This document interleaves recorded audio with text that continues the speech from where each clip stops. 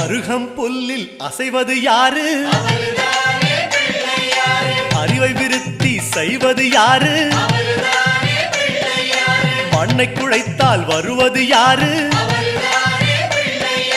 மண்ணை காக்கும் சாமியும் யாரு? வெள்ளையருக்கில் உள்ளது யாரு? வெற்றி கொடுக்கும் நாயகன் யாரு? முன்னே வந்த சாமியும் யாரு?